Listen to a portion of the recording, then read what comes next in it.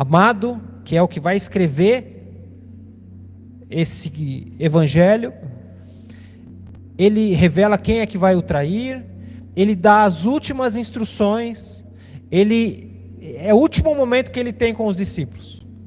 E esse momento é muito precioso, porque aqui é a última oportunidade que ele tem ainda, antes da sua morte e ressurreição, deixar instruções para aqueles que vão dar continuidade no ministério de Jesus. E em algum momento aqui, eles se levantam e começam a caminhar em direção ao Getsêmani. E a conversa continua. Eles continuam conversando, e em algum momento aqui, mais precisamente, no comecinho do capítulo 17, que tem até o título colocado aqui como a oração sacerdotal de Jesus. Então eles estão lá na mesa da ceia, eles se levantam, começam a caminhar em direção ao Getsêmani, e em algum momento Jesus para e começa a orar. E aqui é um dos poucos momentos que nós vemos Jesus orando. Não que ele não orasse, mas nós podemos observar as suas palavras orando. Porque a Bíblia vai dizer muitas vezes que ele se retirava para orar. Mas muitas dessas vezes a Bíblia não revela o que ele estava falando com o Pai. Qual era essa oração? A oração do Pai Nosso, que a pastora Hilda ela lembrou aqui, é uma oração que Jesus nos ensina a orar. Mas quando Jesus vai falar com o Pai, poucas vezes a gente vê esse momento. E esse momento aqui é revelado pelas Escrituras. Então, no capítulo 17, verso 1 vai dizer assim, ó: depois de dizer essas coisas, Jesus levantou os olhos ao céu e disse. Então Jesus começa a orar. E esse é um texto que nós precisamos pisar com muito zelo. Por quê? Porque aqui é Deus falando com Deus. É Deus Filho conversando com Deus Pai. Jesus para de falar com seus discípulos, levanta os olhos para o céu e começa a falar com o Pai. E os discípulos estão ali, observando tudo. Depois dessa passagem, Jesus vai chegar no Getsêmani e ainda vai ter mais um momento de oração com o Pai. E esse nós não conhecemos na íntegra, porque alguns discípulos dormiram, a Bíblia diz. Mas, pelo que nos dá a entender aqui, João, ele era aquele que estava sempre um pouco mais perto, observando, anotando as coisas, para nos descrever, para depois nos revelar aquilo que Jesus falava e fazia. Então, quando nós chegamos aqui no verso 20, primeiro Jesus começa a falar, nesse capítulo 17, quando ele começa a orar, primeiro ele começa a orar falando sobre si mesmo, sobre a glória que havia de ser revelada novamente a partir daquilo que ele ia viver ali na morte e ressurreição. Depois ele começa a orar sobre aqueles discípulos que caminhavam com ele. E aqui é muito especial a partir do verso 20. Porque a partir do verso 20 ele começa a falar daqueles que iriam crer posteriormente à sua morte, à sua ressurreição e à sua subida ao céu. Ele começa a orar por mim e por você. Você já parou para pensar que Jesus orou por você? Às vezes a gente vai atrás de homens e mulheres de Deus para orar por nós. Isso não é um problema, não é pecado e nem proibido. Mas você já parou para pensar que a Bíblia revela que em algum momento ele parou, olhou para o céu e lembrou de você? Lembrou de você e começou a orar e falar com o Pai sobre você? Porque aqueles que crerão, aqueles que iriam crer posteriormente, a partir de ouvir o Evangelho, era eu, era você, eram todos aqueles que vieram antes e todos aqueles que virão depois. Imagina que alguém que você tem uma admiração muito grande, que você gosta muito, uma pessoa que você realmente tem como uma referência na sua vida. Imagina que ela escreveu uma carta falando de você. Você se sentiria honrado, eu tenho certeza. Se você soubesse que alguém que você admira falou bem de você, lembrou de você. Agora imagina, eu quero que você imagine isso, que Jesus, antes de morrer, na sua última oração, Ele lembrou de nós. Ele falou com o Pai sobre nós. Aqueles que haveriam de crer a partir da pregação e de ouvir o Evangelho da graça de Deus.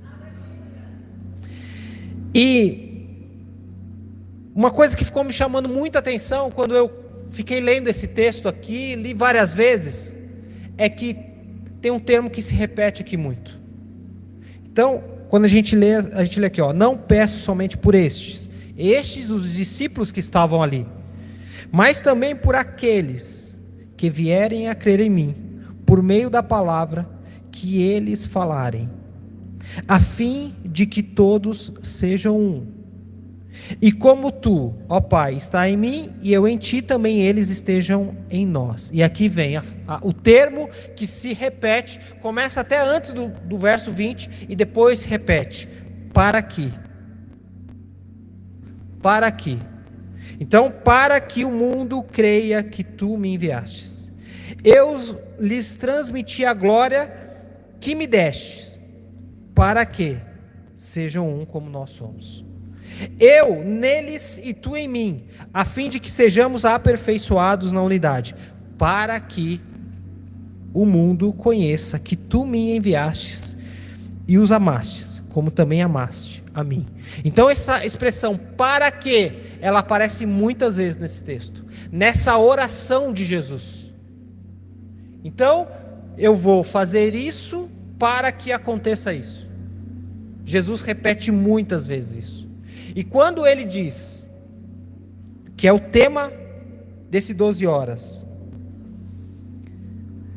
eu rogo por aqueles que vierem a crer em mim, por meio da palavra que eles falarem, a fim de que, ou seja, para que todos sejam um. Então nós percebemos que algo que é caro para Jesus é a unidade, é estarmos unidos, é estarmos juntos. Esse é um dos principais objetivos que Deus tem, que nós sejamos um. Porque se somos corpo de Cristo, Ele é o nosso cabeça.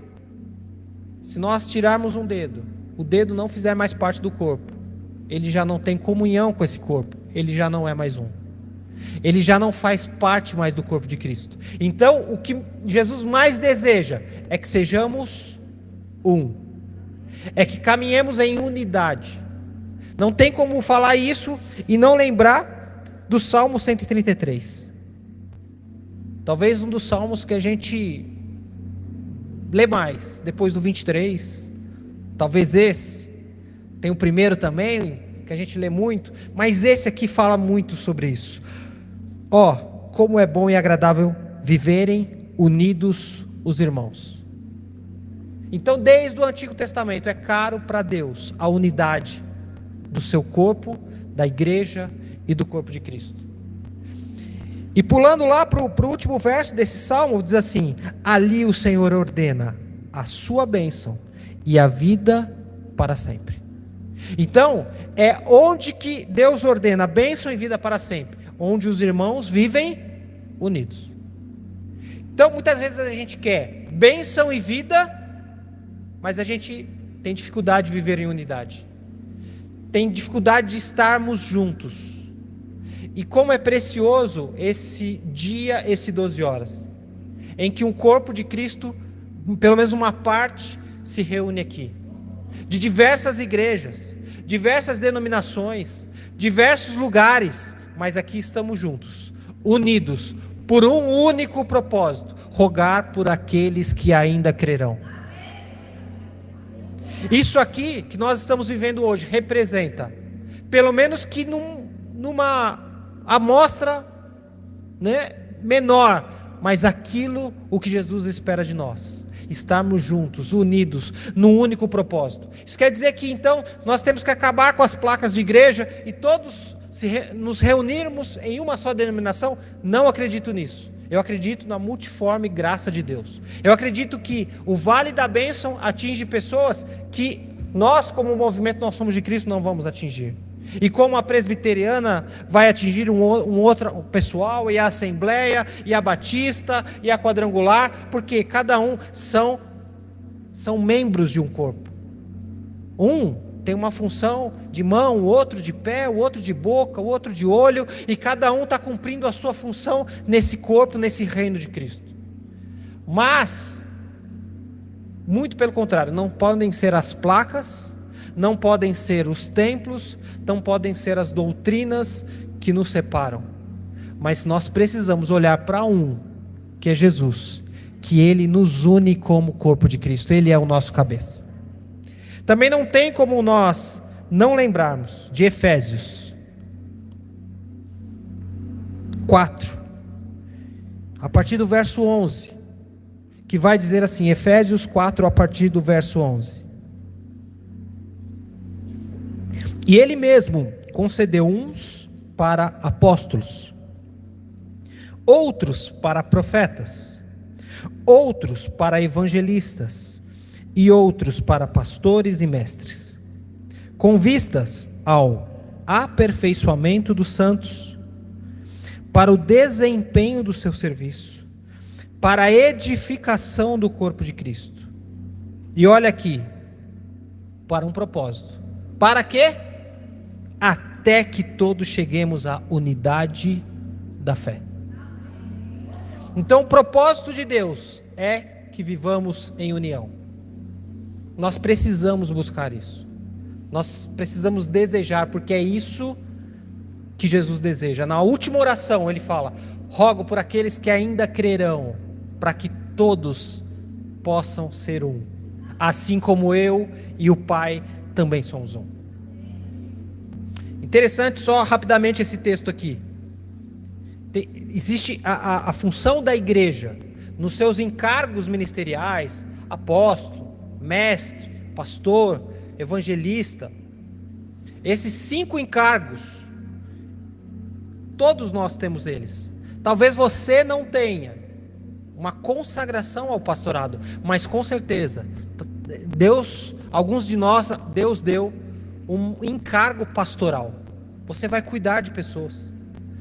Você tem um talento para cuidar de ovelhas que o outro não tem.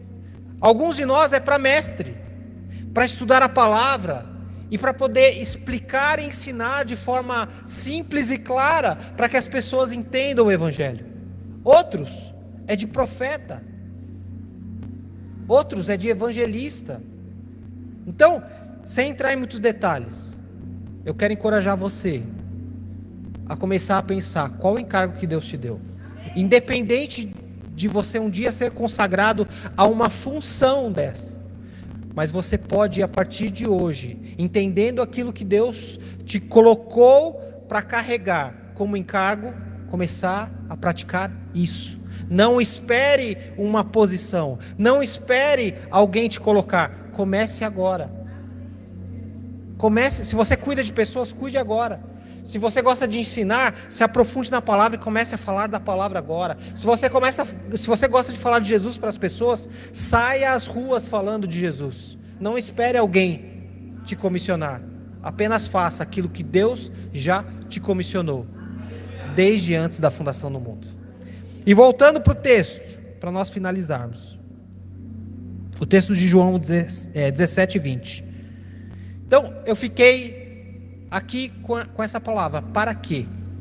Para um objetivo. E nós estamos aqui fazendo algo. Nós estamos aqui rogando por aqueles que crerão em mim. Mas a pergunta é: para quê? E para quê nos fala de propósito. Nos fala por que estamos fazendo algo. Qual o objetivo? E saber o propósito de algo é mais importante às vezes do que o que eu vou fazer. Porque quando eu entendo por que eu vou fazer, eu começo a fazer o que é necessário para aquele propósito acontecer de forma plena. Como assim? Então, quando eu entendo o caminho que eu devo trilhar, então eu saí lá de Sorocaba hoje. Eu sabia que eu tinha que chegar aqui em Araçariguama, no Vale da Bênção. Então, eu tinha um objetivo, um lugar para chegar. Então, isso me fez ter foco. Isso me fez tomar a direção certa. Isso me fez, eu preciso colocar gasolina no carro. Eu preciso verificar se os pneus estão em ordem. Eu preciso fazer um cafezinho, porque lá é mais frio que Sorocaba. Eu preciso levar um agasalho. Eu preciso ter as ferramentas necessárias para chegar lá e desempenhar o meu propósito, a qual Deus colocou para a gente fazer aqui hoje. Então, quando você entende o para quê, além de você ter foco e fazer o que precisa fazer, você também começa a entender o que você não deve fazer. E às vezes, saber o que não deve fazer é mais importante do que saber o que fazer, para que você não se distraia nessa jornada e nessa caminhada. Eu tenho foco, então eu sei que se eu vou para o Vale da Bênção, eu não devo pegar uma outra estrada, eu não devo me distrair aqui numa saída, eu nem devo pegar um atalho, eu devo seguir aqui aonde Deus quer que eu caminhe. Então nós estamos aqui nessa tarde hoje rogando, mas para quê? Eu sei que outros homens de Deus vão falar muito sobre esse assunto, mas eu queria trazer isso. Para quê? Por que estamos aqui? Para quê? Porque se nós entendemos para que estamos aqui, nós não faremos só durante 12 horas, nós faremos durante uma vida. Não é sobre um evento de 12 horas, é sobre para que nós fazemos aquilo que fazemos. Será que quando acabar aqui às 10 da noite, pastora, nós vamos desligar uma chave e falar: o meu papel está cumprido? Ou se nós entendermos para que, vamos continuar intercedendo, orando, buscando, rogando, não só aqui, mas passando pelos lugares onde você vai passar, saindo daqui amanhã, durante essa semana e durante os próximos dias, você vai passar pelos lugares, rogando por aqueles que ainda crerão. Você vai olhar alguém lá no seu serviço, na sua faculdade, na sua escola, no seu trabalho, na sua família, na sua rua, e vai rogar por ele: Senhor, eu rogo por aquela pessoa, eu acredito que ela ainda vai crer no teu nome, vai crer em Jesus, vai crer que Jesus pode salvar a vida dela, eu rogo pela vida dela. Deus vai começar a te levantar para isso, a você ter sensibilidade nos lugares onde você está, para rogar por aqueles que ainda vão crer. Eu creio nisso. Deus está levantando uma geração que vai rogar por aqueles que ainda crerão. Agora não é só por onde a vista olha, é até os confins da terra. Nós estamos aqui numa base missionária. Nós estamos num lugar aqui que não é apenas um templo, uma casa de oração, mas é uma casa de oração que toca as nações. Lugares que talvez nós não vamos pisar. Provavelmente muitos de nós não vamos pisar. Lugares onde talvez você nem sabia que existia aquele lugar e aquele nome. Mas nós precisamos rogar também por esses lugares, porque lá também tem gente que ainda vai crer em Jesus Cristo. Então, o que eu quero que você saia daqui nessa tarde é se perguntando: para quê? Então, se eu vou entrar aqui numa rede social, para que eu vou entrar nessa rede social? Se eu vou gastar um tempo lendo o livro, para quê? Se eu vou conversar com alguém, para quê? Ou seja, qual o propósito daquilo que eu faço? E eu quero que, assim como Jesus, ele fala assim, ó, eu vou fazer isso para que aconteça aquilo, eu quero que você seja intencional a partir de hoje. Seja como Jesus, intencional. Jesus não tinha muito tempo a perder. Ele começou com 30, com 33, ele estava morrendo na cruz. Ele tinha 3 anos. Ele não podia perder tempo. Você também não pode perder tempo. Jesus nos mostrou um modelo. Ele fazia. Por quê? Para que alguma coisa acontecesse. E eu quero não só orar por aqueles que ainda crerão, mas eu quero orar também por você, para que nós venhamos a intensificar ainda mais a nossa intencionalidade naquilo que fazemos. Para que nós não venhamos a perder tempo. Eu não estou dizendo que você não pode ter um momento de lazer, um momento de alegria, um momento... Não estou dizendo isso, isso é importante. Mas Jesus diz assim, ó, o meu comer e o meu beber é fazer a vontade do meu Pai. Então até quando você estiver em momentos de lazer, seja intencional naquele lugar. Porque até numa viagem, Deus pode colocar na frente de alguém que pode crer em Jesus com uma palavra, com uma ação, com uma atitude sua. Então eu convido você a se colocar em pé. Posso orar, pastora?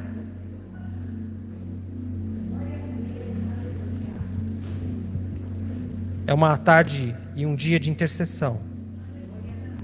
Se você puder, eu queria que você saísse do seu lugar e orasse por alguém, com todo respeito, de preferência homem com homem, mulher com mulher, para que haja um ambiente de temor e respeito aqui. Alguém que você sentir, pode ser alguém que você conhece, pode ser alguém que você não conhece, mas eu quero que você deixe que o Espírito Santo te conduza para esse lugar. Eu quero que você ore por essa pessoa, ambos orem entre si, para que essa intencionalidade aumente na vida desse irmão, para que ele não se distraia com as ofertas que o mundo tem nos oferecido. E o que mais o mundo tem nos oferecido nesse momento são distrações. São distrações. Com redes sociais, com séries, com coisas que nos distraem do propósito. E eu quero que você interceda por esse irmão, para que ele aumente a sua intencionalidade no reino, e para que ele saia daqui não só durante 12 horas vivendo propósito, mas que isso caia na mente dele, no consciente dele, para que ele viva esse momento todos os dias. Quero convidar a banda para voltar aqui, para a gente finalizar. Pai, nós somos gratos a Ti por todas as coisas. Pai, muito obrigado por essa tarde, muito obrigado por esse lugar, muito obrigado por essa casa de oração, muito obrigado por esse lugar que o Senhor plantou aqui nessa nação e que tem sido uma referência tão importante. Muito obrigado, Pai, muito obrigado por essas 12 horas de intercessão e adoração. Nós somos gratos a Ti, Pai. Muito obrigado pela vida da pastora Hilda, por todos os pastores deste lugar. Muito obrigado por todos aqueles que estão aqui nessa tarde. Obrigado por aqueles que ainda virão, aqueles que já vieram, pelas outras palavras que serão ministradas. Nós somos gratos a Ti por tudo. Mas às 10 horas da noite, esse trabalho aqui vai ser encerrado. Mas nós queremos, Senhor, nós queremos que na nossa vida o propósito seja estabelecido, para que não sejam 12 horas, mas seja uma vida de intercessão e adoração por aqueles que ainda crerão. Mas não só intercessão e adoração, mas ações práticas de contribuição, de evangelismo, de estender a mão para aqueles que precisam. Senhor, que não venhamos a viver de eventos e momentos, mas que o propósito Teu esteja no nosso coração, para que nós possamos viver intencionalmente. Então eu te peço, Pai, intencionalidade naquilo que nós fazemos e vivemos, Pai. a cada um que está aqui. Eu peço que o Senhor aumente a sensibilidade e que cada um, a partir de hoje, eu sei que muitos aqui são intencionais, senão não estariam aqui. São homens e mulheres de Deus. Não são pessoas que vieram aqui perder tempo, não são pessoas que vieram aqui porque não tinham outra coisa para fazer. Mas eu te peço, aumenta em nós a sensibilidade para que sejamos intencionais naquilo que fazemos, Pai. Senhor, que nossa vida, que esse lugar venham tocar nações através das nossas orações, contribuições e ações, Pai. Venham tocar lugares, venham tocar regiões, venham tocar povos não alcançados. Senhor, que nós possamos sair da bolha do nosso pequeno ambiente para enxergarmos além, até os confins da terra, Pai. Senhor, que o Teu propósito esteja em nós, para que nós possamos fazer, que o para quê esteja em nós, que o porquê esteja em nós, que mais preocupados do que o que fazer, nós estejamos preocupados o porquê fazemos, para que nós não venhamos a fazer aquilo que não é para nós fazermos, Pai.